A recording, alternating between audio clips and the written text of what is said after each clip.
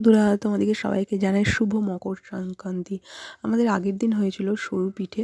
কি করে পাতলা ফাইন সরু পিঠে হয়, আমাদের গোল্লাটা একটু চাল ভিজিয়ে পাতলা করে আমরা মিক্সারে বেটে নিয়েছি। বেটে ওই যে দেখতে পাচ্ছেন গোল্লাটা একবার পাতলা, মিনিমাম খুব পাতলা করলে হবে না, পাতলা জলের মতো দেখতে পাচ্ছেন। এবার তাটা গরম করে তেল মাখিয়ে এবার এরকম করে দিয়ে দিচ্ছি। বুঝতেই পারছেন যে কীরকম ধরনের পাতলা, আপনারা দেখতেই পাচ্ছেন এরকম জলের মতো পাতলা হবে, তাহলে আপনার সরু পিঠেটা খুব সুন্দর হবে, পুরো রুমালের মতো পাতলা হবে। এরকম করে হালকা জাল দিয়ে তারপরে চাড়িয়ে নিতে হবে পিঠেটা। তারপরে হালকা একটা ডিশে করে অন্তত 5 মিনিট কি 2 মিনিট ঢাকা দিয়ে রাখতে হবে। এরকমভাবে তুলে নিতে হবে। এই দেখতে পাচ্ছেন একটু ধারগুলোকে হালকা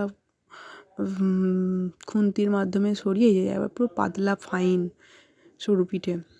আমাদের এই ভিডিওটা ভালো লাগলে প্লিজ আমাকে লাইক করুন, শেয়ার করুন, কমেন্ট করুন। আর যারা এখন আমার বন্ধু হতে পারেনি প্লিজ সাবস্ক্রাইব বা ফলো করে দিন।